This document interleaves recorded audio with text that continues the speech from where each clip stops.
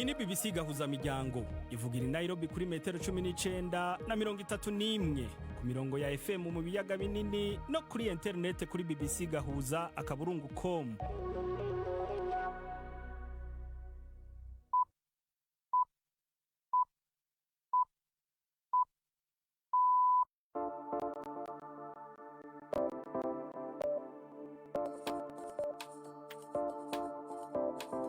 Ubu ni isaha imwe n'igice z'ijoro i Nairobi, ni saa 12 n'igice z'umugoroba mu Burundi no mu Rwanda. Muri kumwe na Chancel Abimana. Mwiriwe mwese bakunzi ba BBC gahuza miryango, kaze murano makuru yo kuwa gatano, ugenekerezo rya gatano, ukwezi no kuwa gatandatu, umwaka ni 2026. Mu ncamake makuru tugiye kubashikiriza ku masezerano Rwanda rwagiranye na Kongo, Amerika isaba u Rwanda kuyashira mu bikorwa vuba. Ibyo nibyo mugomba kwibaza, ntabwo aya masezerano u Rwanda rwayizeho umukono rwo rwonyine, rwayizeho umukono na Kongo. Rero impande zombi zigomba kubahiriza ibyo ziyemeje nk'uko byanditse mu masezerano ya Washington. Nayo mu Burundi inama nshinga amateka isaba leta guhagarika ikorwa ry'inzoga zonona amagara y'abantu. Muri aya makuru kandi mu mikino Messi na Mbappe mu guhatanira guca gahigo k'ibitego byinshi mu gikombe cy'isi. Aya makuru ntabacike gendi Yves Bucyana. Tubafitiye kandi n'ikiganiro baza muganga kigaruka ku koza amenyo ariko bikorewe kwa muganga. Aya makuru ahagaririwe na Latifa Mutesi.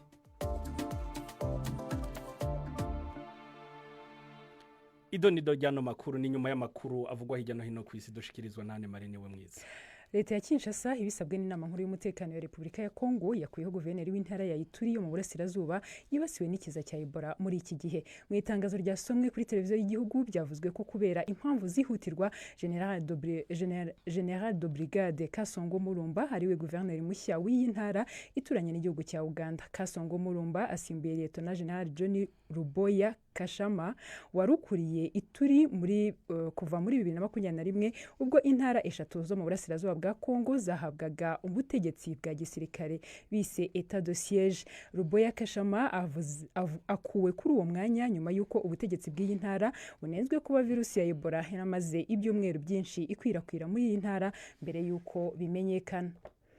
Perezida w'inteko ishinga amategeko ya Libani Nabi Berri uzwiho kuba hafi ya Hezbollah yanze amasezerano yo guhagarika imirwano yashyizweho na Amerika muri iki cyumweru. Ibibaye nyuma yuko na Hezbollah yari yateye twatsi aya masezerano.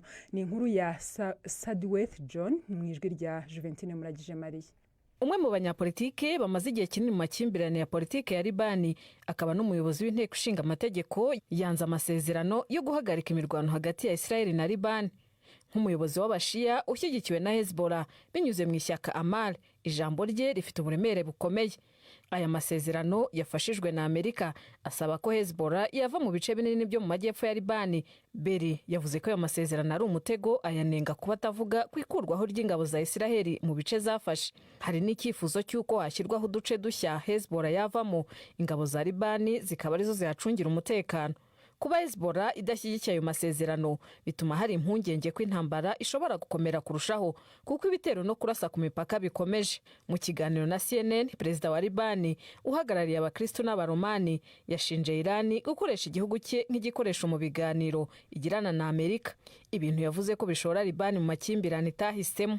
Abategetsi muri Nigeria batangaje ko babonye imibiri y'abantu hafi 50 bapfuye bazize inyota mu gice cyitaruye cyo mu butayu bwa Sahara. Bari bavuye mu birori by'idini ryabereye muri Mali ariko imodoka bari barimo irapfa. Bagerageje kwikorera mu gihe cy'iminsi myinshi kugeza igihe amazi abashiranye ashira no mu mubiri wabo bapfa bazize umwuma. Abantu babiri muri bo nibo barokotse nyuma yo kugenda ibirometero 150 n'amaguru bajya gutabaza.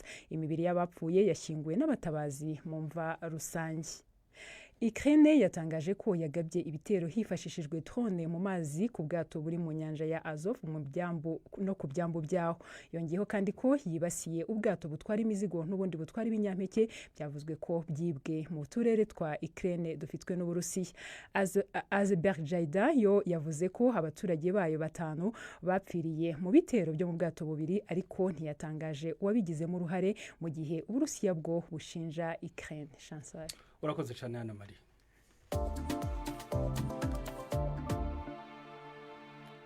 Dutanguye ano makuru ku buryo burambuye, sentare nkuru ya gisirikare muri Republika ya Demokarasi ya Kongo yatanguye kuburanisha abasirikare 9 hamwe n'umusivili umwe bagirizwa ivyaha bikomeye birimwo ubugumutsi ku gihugu, iterabwoba no kugerageza gukuraho ubutegetsi bwemewe n'ibwirizwa shingiro. Idonido nane Marini we mwiza. Niburanisha ryatangiye ejo kuwa kane ry'urubanza rukomeye ruregwamo habarimo uwahoze hari umugaba mukuru w'ingabo General Christian Chiwewe mbere yo gutabwa muri yombi umwaka ushize, hakaba yari umujyanama w'umukuru w'igihugu mu bya gisirikare. General Christian Chiwewe ashinjwa ibyaha birimo gutunga intwaro mu buryo bunyuranyije n'amategeko, kurenga ku mabwiriza ya gisirikare ndetse no kugambanira ubutegetsi bwemewe n'itegeko nshinga. Undi ushinjwa wari mu bakuru b'ingabo ni General John Numbi, we akaba akurikiranyweho ubugambanyi no guta umurimo wa gisirikare agahungira mu mahanga. Arimo kuburanishwa adahari kuko yavuye mu gihugu mu mwaka wa 2021. Hari kandi abandi basirikare bakuru batandukanye nabo bari mu baregwa, barimo abajenali majoro, abajenali de brigade ndetse n'abakoloneli 3. Ubushinjacyaha buvuga ko abaregwa bashinjwa ibyaha bifitanye isano n'iterabwoba, gukwirakwiza ibihuha no gushishikariza abasirikare kutubahiriza inshingano n'imyitwarire ya gisirikare. Urukiko rurimo kuburanisha abasirikare ni narwo mu mwaka ushize rwahamije ibyaha wahoze ari Perezida Joseph Kabila, rumukatira igihano cy'urupfu nyuma yo kumuhamya ibyaha by'intambara no kugambanira igihugu. Ku masezerano Rwanda rwagiranye na Kongo, Amerika biciye ku mushikiranganje w'imigenderanire n'ayandi makungu Marco Rubio yavuze ko bizeye Rwanda ruzokura ingabo zago muri Kongo bitarenze uku kwezi kw'indwi kuza. Navuganye na Olivier Nduhungirehe asanzwe ari umushikiranganje w'imigenderanire y'u Rwanda n'ayandi makungu. Ntangura ndamubaza ko niba koko hari abasirikare b'u Rwanda bari muri Kongo. Ndagira ngo mbibuze ko itariki ya 4 z'ukwezi kwa 12 mwaka ushize hashyizweho umukono ku masezerano y'amahoro hagati y'u Rwanda na Republika Iharanira Demokarasi ya Kongo. Bivuze ko hari amasezerano areba ibihugu bibiri, buri gihugu kikaba gifite inshingano. Rezo nshingano zirazwi, nizo kugerekeye Kongo kurandura uyu mutwe w'abajenosideri wa FDLR, hanyuma rero u Rwanda rugakuraho ingamba zarwo z'ubwirinzi. Rero Marco Rubio akaba yaravuze ko hari ibyo u Rwanda rwatangiye gushyira mu bikorwa, ariko rero ikibazo umuntu yakwibaza ni ku ruhande rwa DRC, ku ruhande rwa Kongo byo byifashe gute, kubera ko kugeza uyu munota tuvugana nta kintu na kimwe Kongo irakora kijyanye mbere na mbere yo kubahiriza agahenge ceasefire, no kuvuga guhagarika biriya bitero bya turiya tudege twa drone bidasiba, hanyuma ndetse hakaba n'ikijyanye no kurandura umutwe wa FDLR. Guverinoma ya Kongo nta icyo yabikoraho, ahubwo ikigaragara nuko ikomeza mu kubaha intwaro no kubaha amafaranga kugira ngo bakomeze guhungabanya umutekano w'abanyekongo ndetse n'u Rwanda. Ego yavuze kandi ko abasirikare banyu bariko barahindura impunzu bakambariza M23. Kubera iki mwemeza ko bavuye muri ico gihugu? Nukuvuga niyo bakiri? Ibyo nta byigeze avuga, ntabwo Marco Rubio yigeze avuga ibintu nk'ibyo. Yaravuze yuko abasirikare banyu ariko bahindura impuzu bakambariza M23. Oya, ntago ntamwumvise nabi, ntabwo ari byavuze. Yavuze ko yizera ko bitazaba, ariko ntabwo yavuze ko byabaye. None mu ntumbero yo kubahiriza amasezerano mwagiranye na Kongo, abasirikare banyu muzoba mwabavanye ryari muri ico gihugu? Nongere ngusubiriremo, ikibazo ntabwo ari icy'u Rwanda gusa. Ikibazo ni cya Kongo, ahubwo wambaza uti guverinoma ya Kongo izarandura umutwe wa FDLR ryari nkuko byanditse mu masezerano ya Washington. Guverinoma ya Kongo izareka ibi bitero bya drone byibasira za position za M23 binyuranyije n'agahenge kashyizwe umukono, ndetse ikanagomba no guhagarika kwibasira abaturage, no kuvuga abanyamurenge bahora baraswa n'ibi bisasu, ndetse ibyo bisasu bikaba byaranibasiye n'abakozi bashinzwe ubutabazi nkuriya mu Faransa-kazi. Ibyo nibyo mugomba kwibaza. Ntabwo aya masezerano u Rwanda rwayizeho umukono rwo rwonyine, rwayizeho umukono na Kongo. Rero impande zombi zigomba kubahiriza ibyo ziyemeje nk'uko byanditse mu masezerano ya Washington. No kuvuga Kongo itagize icikora ntimuzovayo. None se amasezerano hagati y'ibihugu bibiri avuze iki? Ko avuze ko buri gihugu kigomba gushyira mu bikorwa ibyo kiyemeje. Amasezerano ndabona ku isi aho uruhande rumwe ari rwo rugira inshingano zo gukora ibintu runaka. Ni impande zombi. Kugira ngo amahoro ahinde nuko umutekano w'u Rwanda urengerwa, nuko umutwe wa FDLR urandurwa burundu mu karere, nuko agahenge kubahirizwa nkuko kashyizweho umukono. Rero na amasezerano agenga ibihugu bibiri kandi tukaba twizera ko umuhuza agomba kubaza inshingano n'uruhande rwa Kongo Kinshasa, kuko na Kinshasa nikomeza gukora ibyo yishakiye nta uyibaza inshingano izakomeza kwibasira abaturage, ibaraseho ibisasu ndetse ikomeze guha ingufu uyu mutwe w'abajenosideri wa FDLR. Uwo yari Olivier Nduhungirehe, umushikiranganji w'imigenderanire y'u Rwanda n'ayandi makungu. Tubandanirije amakuru yacu mu Burundi, inama nshinga amateka y'u Burundi iriyamiriza ikorwa ry'inzoga zifite umwambiro mwinshi. Yasabye ko izo nzoga zikaze zohagarikwa mu Burundi kuko ngo naho zinjiza amahera menshi ataho zitandukaniye n'uburozi. Ivyo abashinga amateka babishikirije igihe umushikiranganje w'ikigega ca leta yari yaje gusigura uko amahera yemejwe yakoze mu gice ca mbere n'ica kabiri, aho hari menshi mu yinjiye yavuye muri mwene izo nzoga. Uwo mushikiranganje ariko arasaba ko guhagarika izo nzoga byo kurikiza amategeko. N'inkuru ya Patrick Waso. Turavye urugero rw'amakori iriha dusanga irenza imiliyaridi 6. Vyumvikane abarundi batari bake. Uwo ni umukuru w'umugwi w'amaho ujejwe ubutunzi mu nama nshingamateka, aho mu cegeranyo yashikirije yavuze ko basanze inzoga zikorerwa mu Burundi zifise umwambiro ukaze zinjije amahera atari make mu kigega ca leta. Naho ayo mahera yinjiye mu kigega ca leta, abashingamateka bavuga ko izo nzoga zonona amagara y'abazihereza. Zashe Misago yatowe mu ntara ya Burunga aribaza ko hakenewe amahera y'ikori canke abanyagihugu bakomeye. Jewe umutima wasimbye ko hariho inzoga zifise todarukore irenza 43% zija mu bene gihugu duserukira, hanyuma leta ikemanga ko yazitoje amatagisi amakori. Naciye ngira iki kibazo, mbega muri leta dukeneye amafaranga canke dukeneye ko abantu babaho neza? Umushinga amateka Dieudonne Iradukunda wewe abona ko izo nzoga zohagarikwa burundu. Hariho n'umusenyi namye numva yidoga avuga ko hariho n'abagabo batagishobora guterura umugwayi ku nderuzo ngo bashobora kuba bikora no kubakenyezi kugira ngo babasahirize. Habuze iki kugira ngo bihagarare? Abashinga amateka nka Denis Karera yatowe mu ntara ya Gitega hamwe na Olivier Suguru yatowe mu ntara ya Bujumbura babona ko hoshingwa umugwi udasanzwe wo kwiga ico kibazo ufashijwe n'abandi bavuye hanze. Ko dushoye ni komisiyo specialisée y'abashinga amateka ni vyiza. Mugabo ikindi kibazo tekiniki twe twifuza ko izi nzoga zigirira n'amagara y'abene gihugu vyohagarara. Ico ni icifuzo. Umukuru w'inama nshingamateka Geraze Ndabirabe avuga ko zikwiriye gucibwa burundu. Abacuruza izo nzoga bose bariko guhagarikwa, izo nzoga zikaba interdit et prohibé sur le territoire y'igihugu cy'u Burundi. Nk'abaserukiye abene gihugu, iyo abene gihugu bariko biplenya, natwe turi hano tuvuga ko twatumwe nabo, ntituvuge nta gico dukora, ntivyumvikana.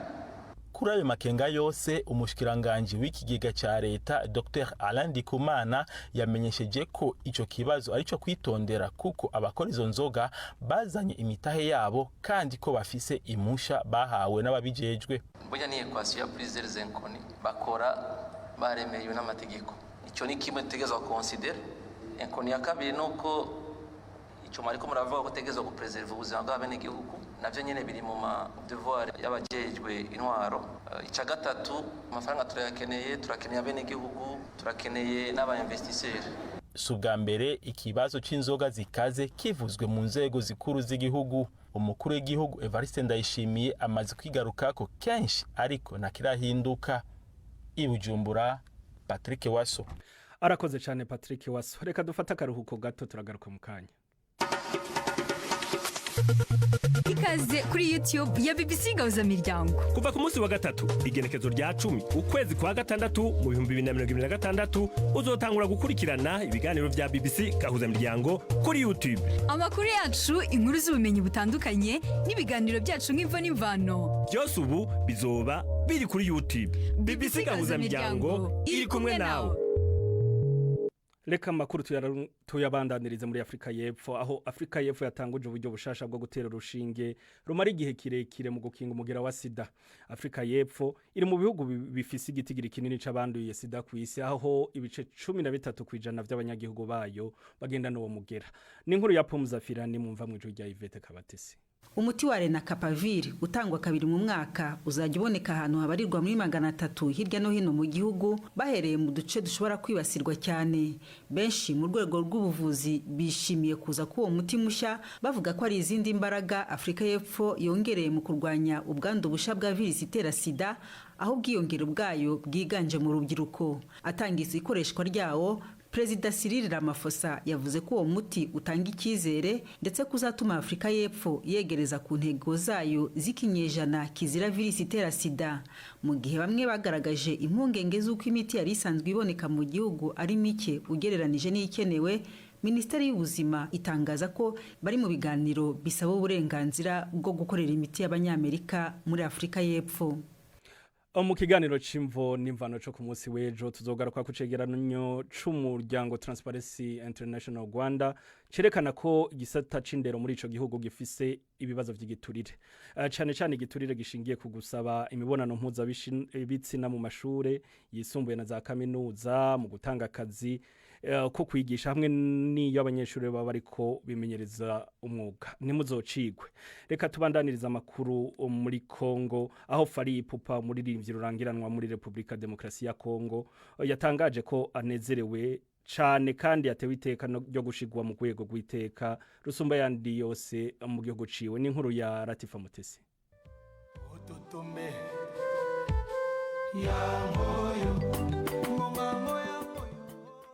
Iyo mwumvaga yari indirimbo ya Fally Ipupa y'imyaka 48 y'amavuko yashyizwe mu rwego rw'igihugu rwa Ordre National du Léopard, urwego umuntu ashyirwamo na Perezida wa Repubulika bwo gusa ku bantu babagize cyangwa baragize uruhare rudasanzwe mu guteza imbere igihugu. Fally Ipupa yatangiye umuziki mu myaka hafi 30 yishize akorana n'umuhanzi mugenzi we w'ikirangirire Koffi Olomide, ubu akaba ari umwe mu bahanzi bakuzwe cyane muri Afrika ni Burayi.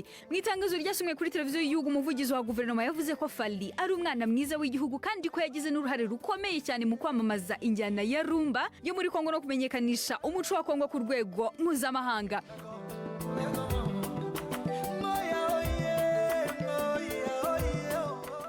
Nyuma yo gushyirwa muri urwo rwego Fally Ipupa yavuze ko iyo ntsinzi atari ye wenyine ahubwo ari y'abanyekongo bose. Yanasabye urubyiruko kandi gukomeza gukora cyane, kwizera inzozi zarwo ndetse no kudacika intege. Uyu mwaka wabaye ibikorwa byinshi kuri Fally aho album ye nshya yitwa XX yabaye iya mbere ku rutonde rwa album zagurishijwe cyane mu Faransa. Yanasize kandi amateka abo umuhanzi wa mbere muri Afrika uvuga igifaransa wujuje Stade de France yakira abantu 80,000 inshuro ebyiri zikurikirana. Mu mpera z'uyu mwaka hateganya no gukora igitaramo gikomeye muri Arena i Londres mu Bwongereza. Nubwo yageze ku ntsinzi nyinshi, ubuzima bwe bw'umuziki bwanyuzemo n'ibihe bikomeye. Mu mwaka wa 2022 abantu nibura 11 bapfiriye mu muvundo wabereye mu gitaramo cye cyabereye i Kinshasa. Fally Ipupa yagiye anavugwaho kuba yaragize kugirana umubano wa hafi n'abanyapolitiki bamwe, ibintu byakunze kunengwa n'abanyekongo baba mu mahanga. Gusa we akavuga ko intego ye nyamukuru ari uguhuza abantu no guteza imbere umuco w'igihugu biciye muri muzika.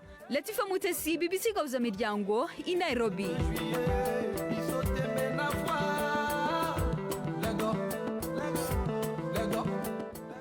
Ubu naho reka Yves Bucana atubwira yavugwa hirya no hino ku isi mu nkino. Imikino kuri BBC Gahuza Miryango. Mireho bakunze imikino kuri BBC, amakuru aribanda ku gikombe cy'isi kizatangira kuwa 4 w'icyumweru gitaha.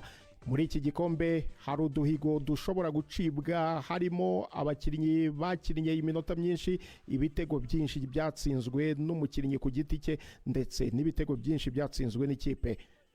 Mutesi Latifa. Mu mateka y'imyaka 93 y'igikombe cy'isi, ibihugu 8 gusa nibyo bimaze kwegukana iri rushanwa. Muri ibyo bihugu 8, bitandatu muri ibyo bimaze kuryegukana inshuro irenze imwe. Brazil niyo ifite umuhigo we kwegukana igikombe cy'isi inshuro nyinshi kurusha izindi, aho igifite inshuro 5 nyuma yo kuba batsinze mu myaka y'1958, mu mwaka w'1932, umwaka w'1970 ndetse no mu mwaka w'1994 na 2002. Ubudage n'Ubutaliyani nibyo bihugu bikurikira ikurikira aho buri kimwe cyatwaye igikombe cy'isi inshuro enye. Argentine nayo yinjiye muri irushanwa rya 2026 niyo ifite igikombe giheruka cyo mu mwaka 2022 ikaba imaze kucyegukana inshuro eshatu. Mu bakinnyi bamaze gutsinda ibitego byinshi Miroslav Klose wahoze ari rutahizamu w'Ubudage ni ufite umuhigo wo gutsinda ibitego byinshi mu mateka y'igikombe cy'isi. Klose yatsinze ibitego 16 mu mikino 24 y'igikombe cy'isi yakinnye, ni mu gihe Ronaldo wahoze ari rutahizamu wa Brazil ari ku mwanya wa kabiri n'ibitego 15 mu mikino 19 yakinnye, naho Lionel Messi wa Argentine ari ku mwanya wa kane ahanganye na Just Fontaine wahoze ari rutahizamu w'Ubufaransa, aho bombi bamaze gutsinda ibitego 13 buri wese. Kylian Mbappe umukinnyi w'Ubufaransa ukinira Real Madrid ari ku mwanya wa gatandatu, we na Pele bakaba banganya ibitego 12 buri wese. Messi na Mbappe nibo bakinnyi bonyine bafite amahirwe yo guhigika Miroslav Klose. Ku bijyanye n'ibitego byatsinzwe n'ibihugu muri iri rushanwa, Brazil niyo iri ku mwanya wa mbere aho iyoboye n'ibitego 237. Yves, urakoze cyane Latifa. Nkongerereho ko mu gihe agihiga umuhigo wo gutsinda ibitego byinshi mu gikombe cy'isi, Lionel Messi asanzwe afite umuhigo w'umukinnyi wakinnye iminota myinshi kurusha abandi bose mu mateka y'iri rushanwa. Mu mikino 26 y'igikombe cy'isi yakinnye, Messi umaze kwegukana Ballon d'Or inshuro 8 amaze gukina iminota 2314. Reka noneho tubagezeho ibigwi by'andi makipe abiri mu makipe 10 ahagarariye umugabane wa Afurika mu gikombe cy'isi. Uyu munsi turareba ikipe ya Cote d'Ivoire na Repubulika ya Demokarasi ya Congo. Ikipe y'igihugu ya Cote d'Ivoire igarutse mu gikombe cy'isi yaherukagamo muri 2014 muri Brazil mu gushaka itike. Yitwaye neza kuko yashoboye kurangiza ari ya mbere mu itsinda rya gatandatu kandi idatsinzwe. Iki ni igikombe cya kane Cote d'Ivoire yitabiriye nyuma yo gukina muri 2006, 2010 na 2014 ntiyigeze irenga icyiciro cy'amatsinda. Itozwa na Emerse Faye ufite ubwenegihugu bwa Cote d'Ivoire n'Ubufaransa, yayihesheje igikombe cya AFCON muri 2024. Bamwe mu bakinnyi igenderaho twavuga nka kapiteni Frank Kessie ndetse akaza na Amad Diallo rutahizamu uca ku mpande wa Manchester United. Iyi kipe izakina mu itsinda rya gatanu ririmo Equateur, Ubudage n'ibirwa bya Curaçao. Cote d'Ivoire yaraye itsinze Ubufaransa mu mukino wa gicuti ibitego 2-1. Repubulika ya Demokarasi ya Congo izwi nka Leopard igarutse mu gikombe cy'isi nyuma y'imyaka 52, hari muri 74 bakitwa Zaire. Igikombe cyabereye mu Budage bw'uburengerazuba. DRC ni ikipe itozwa n'Umufaransa Sébastien Desabre. Abakinnyi igenderaho twavuga nka Chancel Mbemba, Yohan Wissa wa Newcastle United, Cedric Bakambu na Axel Twanzebe myugariro wa Burnley. Congo iri mu itsinda rya 11 harimo Portugal, Uzbekistan na Colombia. Mu mukino wa gicuti yakinnye na Denmark kuwa gatatu banganyije 1-1. Ayo niyo y'imikino nabateguriye. Gendi Yves Bucyanga. Imikino y'ubwoko bwose. Arakoze cyane Yves Bucana. Ubu ni saa moya n'iminota 52 ku masaha y'i Nairobi, ni saha 12 n'iminota 52 mu Burundi no mu Rwanda. Uyu ni umwanya wo kumviriza ikiganiro baza muganga kigaruka kukoza amenyo ariko bikorewe kwa muganga, twateguriwe na Yvette Kabatesi.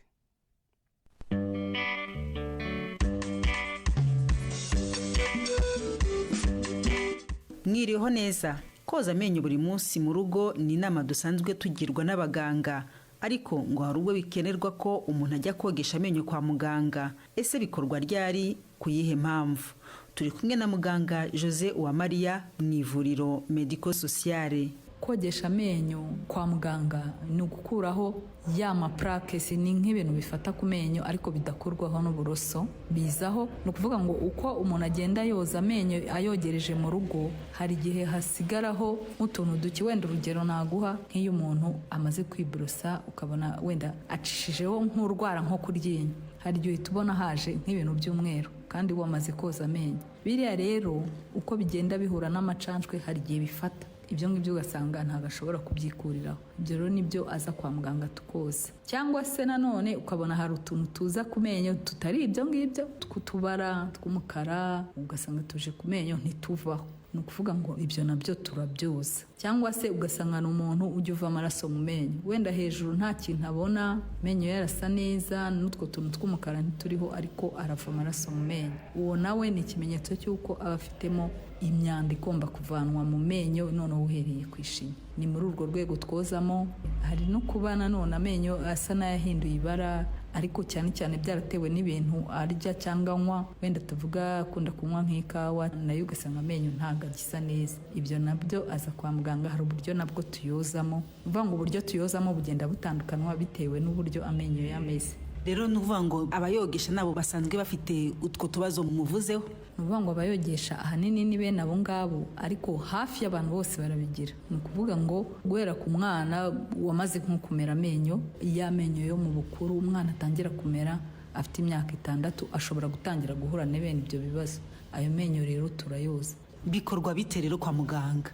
Kwa muganga twoza mu buryo butatu. Haba hari imashini zabugenewe genda yikaraga ishyiramo amazi yomoramo ibyo bintu, iyo ngiyo bifatanye n'iyi ntebe yo mu menyo, cyangwa se utundi twuma twinjiramo iyo ari bya bintu bifata byomoka, tukagenda twomoraho ibyo bintu. Hari n'igihe biba ari utwo ngutwo tw'amabara twajeho, ubona nta myanda ifasheho, ariko ukabona amenyo arasa nabi. Icyo gihe habaho utundi turoso nanone n'uwundi muti wabugenewe dushyira ku mashini, imashini ikaba ariyo yoza. Wenda twabigereranya nk'uko yabakoresha wenda brossage electrique. Icyo gihe ni umuti noneho ufite ubukare ukuraho bya bintu byose, nawe utagomba gukoreshwa mu rugo buri munsi. Kenshi tubyita polishing cyangwa se gukuraho amatashi. Hari abajya bavuga ngo kogesha amenyo kwa muganga gutyo ngo bituma yoroha cyane, ngo wajya ushyiramo nk'ikintu ukababara. Mwivugaho iki nka muganga w'amenyo? Byose biterwa n'ubukana bw'imyanda yari afite. Kuvuga ngo ishinya yaramaze kuvaho ikavaho cyane, hakaba ari ibyo bintu bifashe cyane,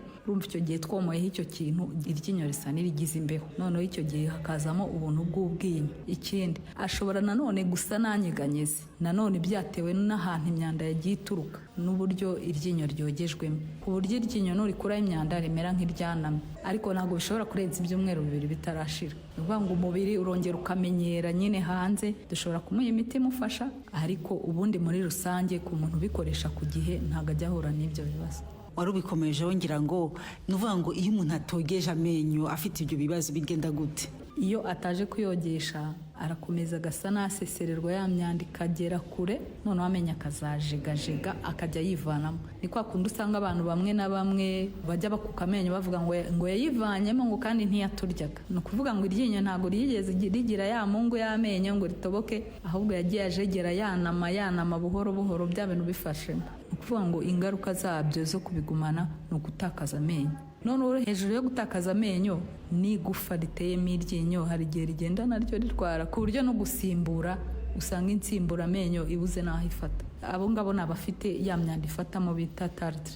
Abo rero bandi bagira noneho imyanda iturutse wenda nko kubyo bariye amatabi iki, abafite n'impumuro mbi mu kanwa. Noneho uko arushaho kutabyogesha biba bifitemo n'amaside n'iki, bishobora noneho kuzatuma arwara n'imungu y'amenyo iyatewe na ya myanda ihoramo. Ugasanga aho ifashe nimba utangiye no kumwogereza yarabitindanye cyane, ugasanga noneho n'iryinyo ryaratobotse. Icyo gihe bwo aba afite n'ububabare. Ikindi agahora ava amaraso mu kanwa. Uko kuva amaraso mu kanwa rero urumva ni indiri ya mikorobe, ni indiri yo kuba yakwanduza cyangwa kwandura indwara zandurira mu maraso, kubera inzira y'amaraso ibisa n'ifunguye. Rero nabagira inama y'uko byibura 2 mu mwaka nk'uko duhora tubivuga, baza kwisuzumisha kwa muganga tukamurebera nimba ari ngombwa ko yogesha amenyo. Muganga Jose Uwamariya watubwiraga ku mpamvu zishobora gutuma umuntu ajya kogesha amenyo kwa muganga. Nitwasoza tutabibukije ko twakira ibibazo i Kigali ni ku gasanduku k'amabaruwa 2790. Mushobora no kohereza ubutumwa bwanyu kuri email bazamuganga@gmail.com. Murara haryana. Arakoze cyane Yvette Kabatesi mu kiganiro yagiranye na muganga Jose Uwamariya. yari karatubwira impamvu zishobora gutuma umuntu aja kogesha amenyo kwa muganga.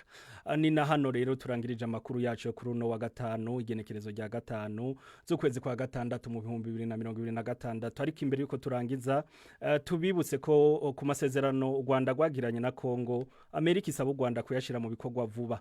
Twumvise ico Olivier Duhungirehe asanzwe ari umushikiranganje w'imigenderanire y'u Rwanda n'ayandi makungu abivuga ko